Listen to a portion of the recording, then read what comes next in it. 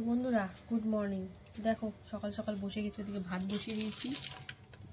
এদিকে এই কালকে যে পুঁই মিটুলি দেখালাম ওটা ছোটো ছোটো করে কেটে কুটে নিয়েছি, আর কিছু এখনও কাটাকুটি হয়নি।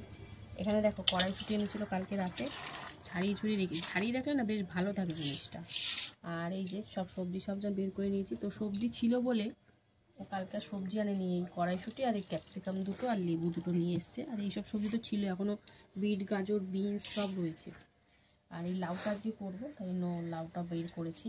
তাই যেটা করবো সেটাই অ্যাকচুয়ালি বের করেছি, আর বাদ বাকি সব রাখা আছে। তো এর মধ্যে বাজারে গেছিলো, বাজার থেকে দেখো কি নিয়ে এসছে, ধনিয়া পাতা।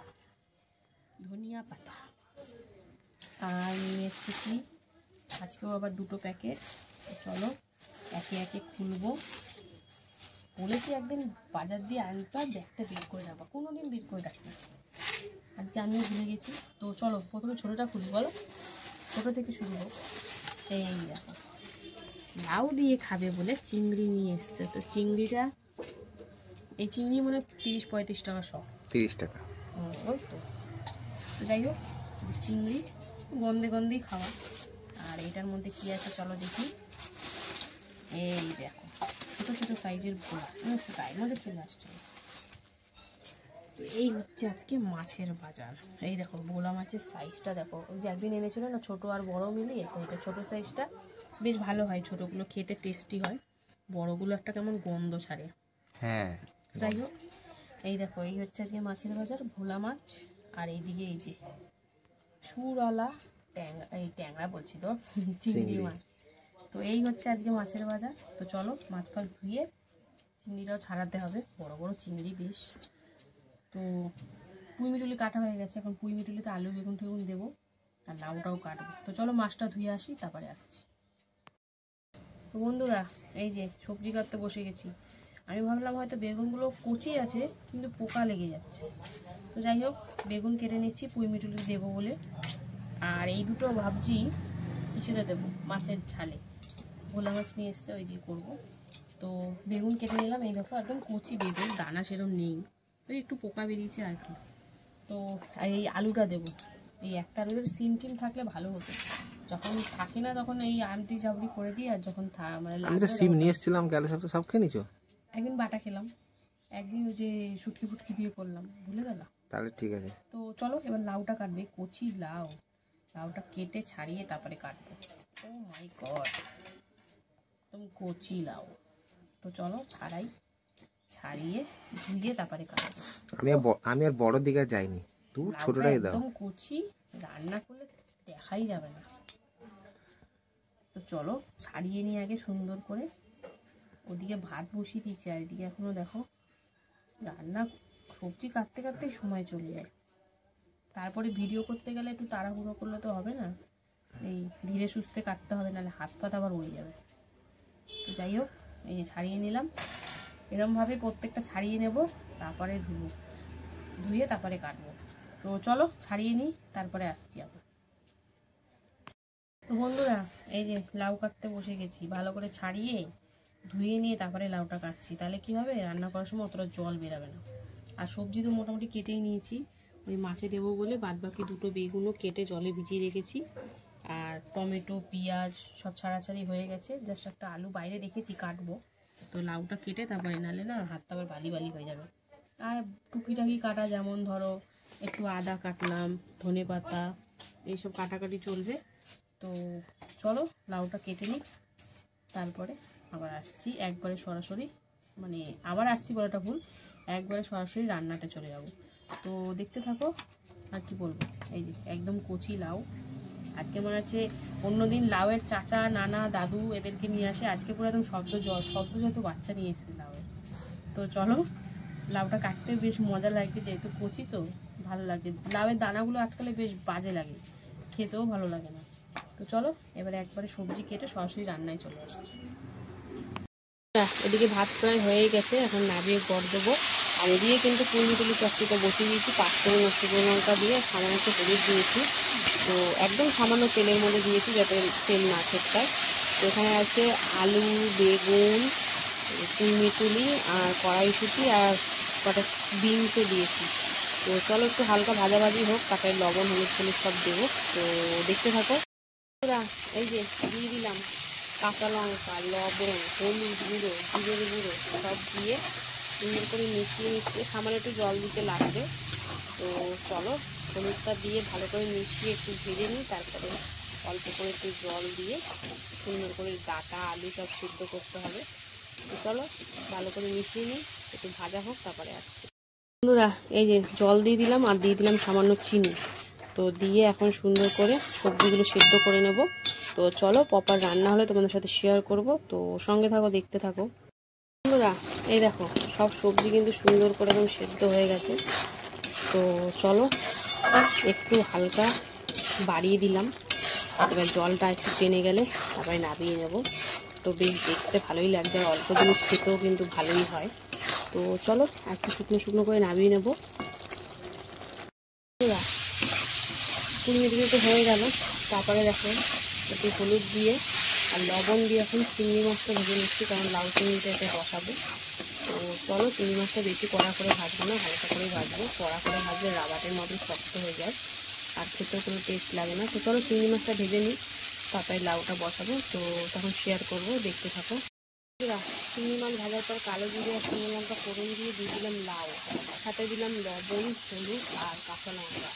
তো চলো এই লবণ দিয়ে লাউ দিয়ে যা জল বেরোবে তাই দিয়ে কিন্তু লাউটা রান্না হবে। লাউতে কিন্তু আমি কোনো জল দিব না আর দিও না। তো চলো এখন ভালো করে মিশিয়ে ঢাকা দিয়ে দেখবো কতটা কি জল বেরোয়, তখন তোমাদের সাথে শেয়ার করবো। তো দেখতে থাকো। ভোলা মাছ ভাজা বসিয়ে দিচ্ছি লবণ হলুদ মাখিয়ে। তো এই যে উল্টে পাল্টে দিচ্ছি, খাচ্ছে কেন বুঝতে পারছি না। তো চলো এদিকে একটু মাছ ভাজা বসিয়েছি, ঢাকা দিয়ে বাবা যা খাচ্ছে। আর এইদিকে এই যে লাউ থেকে তো অল্প খানিকটা জল বেরিয়েছে, ঢাকা দিয়ে দিয়ে রান্না করছি যাতে লাউটা সুন্দর করে সেদ্ধ হয়ে যায়, একদম কচি লাউ। তো চলো এদিকে লাউ হচ্ছে আর ওদিকে মাছ ভাজা হচ্ছে। এই দেখো কি খাচ্ছে, ও তো খাচ্ছে। তো চলো এইভাবে মাছগুলো ভেজে নেবো, তারপরে ঝাল করবো। বন্ধুরা এই দেখো লাউ তো মোটামুটি সুন্দরভাবে সেদ্ধ হয়ে গেছে। তো চলো এবার দিয়ে দেবো এতে চিনি, আর দেবো কি এই যে চিংড়ি মাছ ভাজা, অল্প একটু জাস্ট গন্ধে গন্ধে লাউ চিংড়ি। তো এখন চলো সুন্দর করে দিয়ে আর একটু রান্না করে নেব, তারপরে নামাবো। তো চলো সুন্দর করে মিশিয়ে যাও, দিয়ে কিন্তু মাছ ভাজা হচ্ছে, এত ফাটাফাটি করছে ঢেকে দিয়েছি। ভোলা মাছ ফাটে এই প্রথম দেখছি। তো যাই হোক চলো লাউটা আর একটু করে নিই, তারপরে নামাবো। বন্ধুরা লাউ তো দেখো সুন্দর করে টেনে গেল সব, চিংড়ি দিয়েও রান্না করে নিলাম 2-3 মিনিট মতন। চলো এবারে নামানোর আগে যেটা দিতেই হবে সেটা হচ্ছে এই যে ধনেপাতা কুচি। লাউ মানেই তো ধনেপাতা জানো।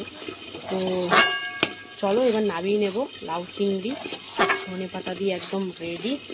তো গন্ধটা কিন্তু খুব সুন্দর ছাড়ছে, কারণ চিংড়ি মাছ যাতেই করবে সেই রান্না কিন্তু একদম স্পেশাল হয়ে যায়। তো চলো এটা নামিয়ে নিই। ওদিকে মাছ ভাজা শেষ পর্যায়ে চলছে, এই দেখো ঢাকা দিয়ে ভাজছি, এই যে শেষ পর্যায়ে ভাজা চলছে।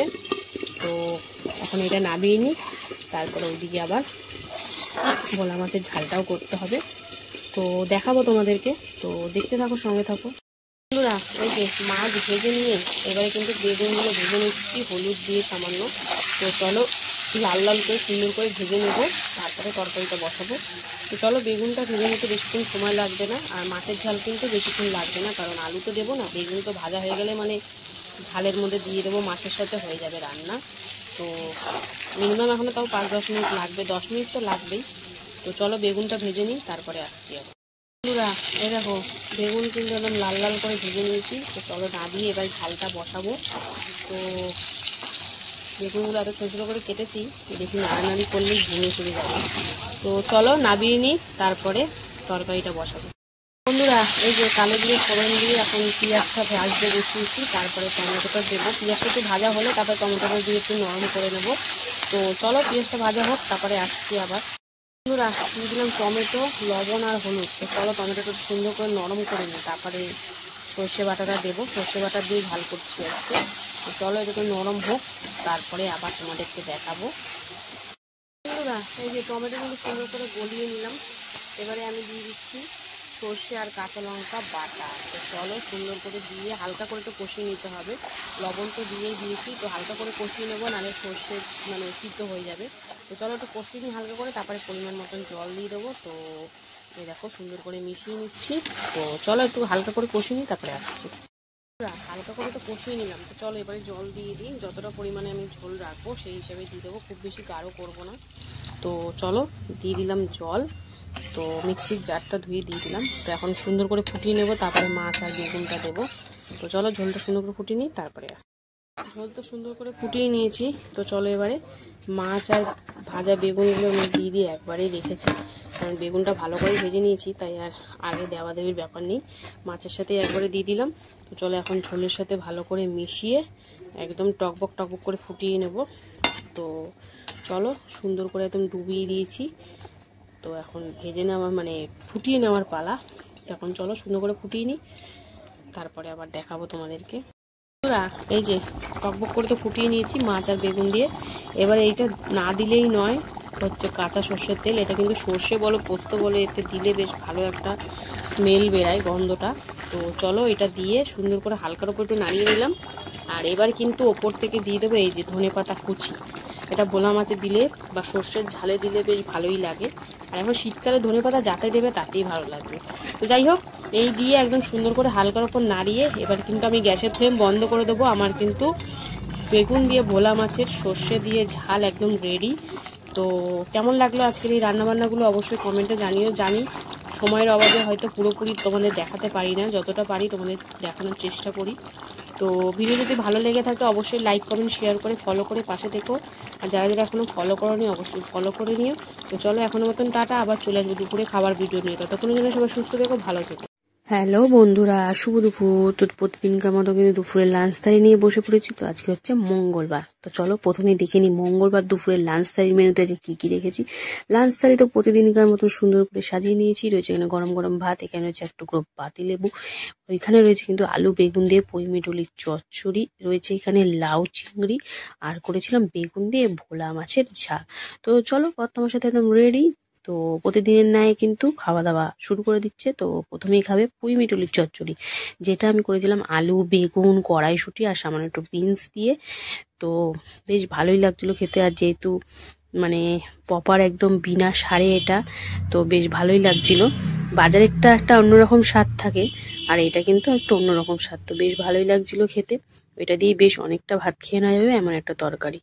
তো তারপরে ছিল এই যে লাউ চিংড়ি, কচি লাউ দিয়ে চিংড়ি মাছ দিয়ে একদম লাউ চিংড়ি করে ফেলেছিলাম, বেশ ভাল লাগছিল। তো চিংড়ি মাছের গন্ধ তো করছিল। আর চিংড়ি মাছ যে রান্নাতেই পড়বে না কেন সেই রান্না কিন্তু দ্বিগুণ স্বাদ বেড়ে যাবে।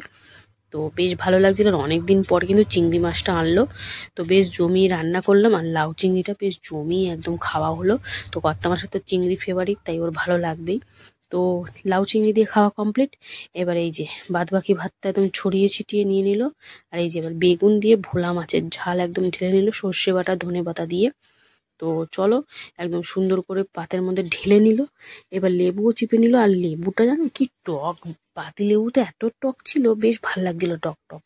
তো সুন্দর করে মাখামাখি করে এই যে এবার মাছটা দেখো, ভোলা মাছটার সাইজ ছোট হলে কি হবে, মাছটা বেশ দারুণ ছিল। তো দেখো মাছের ভেতরটাও কিন্তু খুব ফ্রেশ। তো এই ছোট ভোলাগুলো কাটা থাকে ঠিকই, কিন্তু দারুণ স্বাদ থাকে।